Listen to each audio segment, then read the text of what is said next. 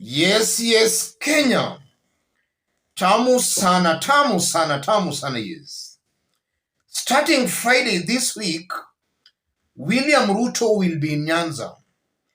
Ruto to visit Raila's backyard over the weekend. President William Ruto will from Friday tour ODM leader Raila Odinga's backyard in his quest for development in the region. This will be the second time Ruto will be touring Nyanza since his inauguration in September 2022. His first visit to Nyanza, specifically Homa Bay County, after becoming president, was in October 2022. Ruto will preside over the groundbreaking ceremony for the affordable housing program in Homa Bay County. He is also expected to commission Homa Bay Municipal Market. On Saturday, the president will tour Siaya County for the homecoming of ICT CS Eliud Owalo in Asembo, Rarieda constituency. That's the story as captured by the Star. And already, preparations for Ruto's visits are in top gear. And you are seeing some leaders there. You are seeing Owalo, Miguna, Obado, among a host of other leaders there, already preparing for that visit. And from the composition of these leaders, you are seeing clearly they are leaders leaning towards Kenya Kwanza Alliance.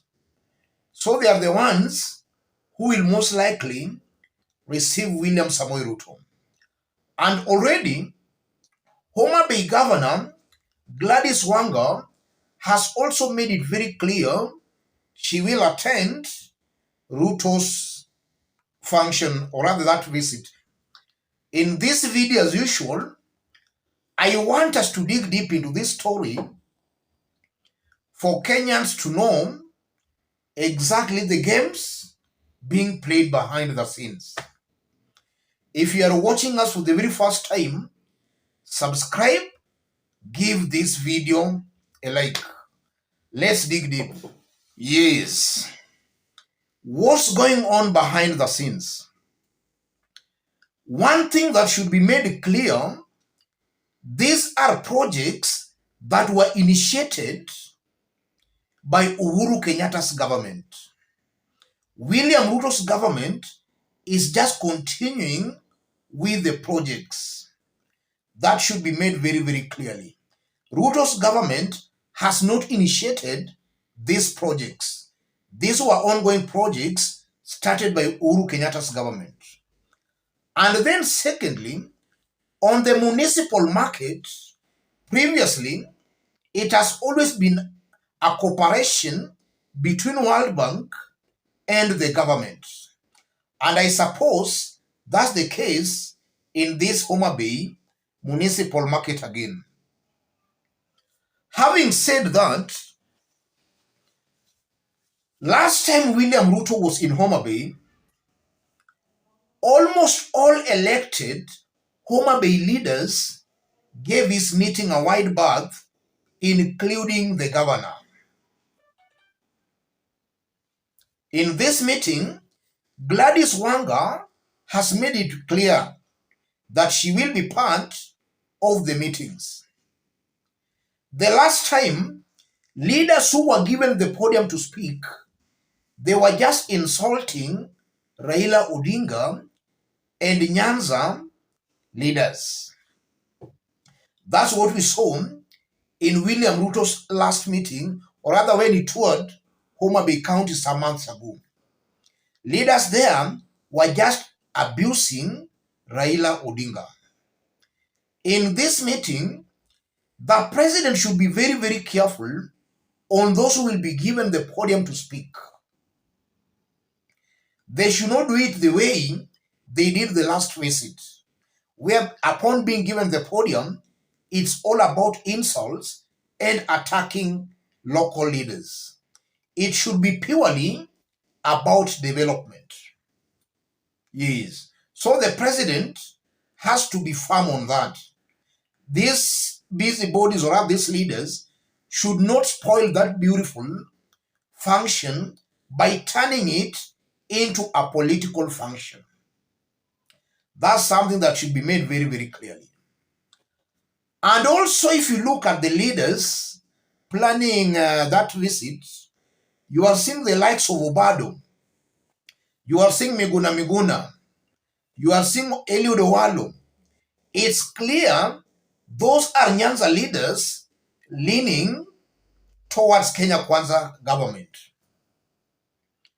So it might be possible that local leadership, Nyanza elected leaders, are not being involved in the planning of Ruto's visit.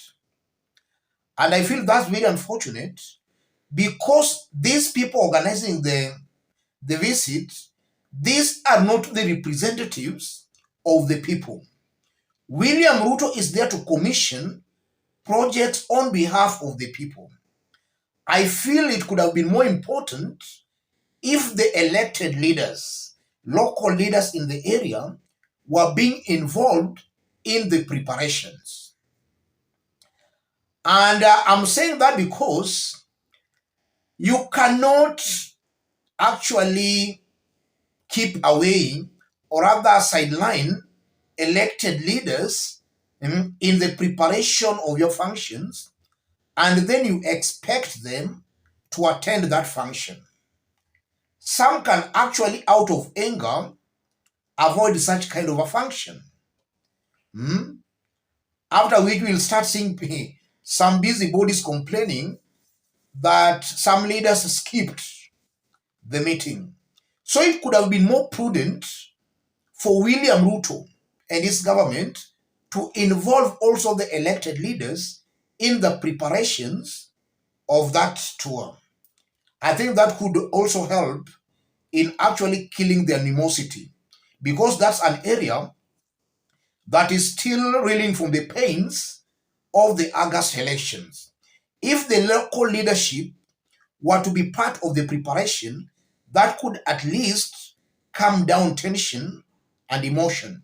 Because I know some leaders, or rather some residents and even leaders, are still angry as a result of August elections. And after that Homa Bay event, Ruto will also proceed to Siaya for the homecoming ceremony of Eliud Owalo. And looking at that, or rather from that, it's clear that it will be all about politics. But again, the president, being a symbol of national unity, he should rise to the occasion and actually not play his usual brand of politics. Because I've consistently maintained here that William Ruto, listening to William Ruto, sometimes he makes some very annoying remarks. The last time they were in Homa Bay, he tagged along the likes of Ndindi Nyoro, and they were just insulting the Luo leadership. This time around, it would be very prudent for William Ruto not to tag the likes of Ndindi Nyoro, Kimani Ichung'wah. Those are non-loose talkers. William Ruto should this time be very careful on the people he tags along in the Nyanza tour. As I conclude, looking at William Ruto's government, and then you comparing it to Uhuru Kenyatta's government, launching of housing units, municipal markets, these were things that were largely being done by PSS, not even cabinet secretaries. But in William Ruto's government, Ruto seems to be very much interested in being seen to be launching some of these projects. Politically speaking, that can be good for him in that it's creating a perception that is actually delivering or performing. Politically, it is good for him in that it's creating that kind of a perception. But then again, a president should not politicize everything. Let development be development. Things like this, honestly, I believe, should just be presided or even launched by maybe a PS or a cabinet secretary.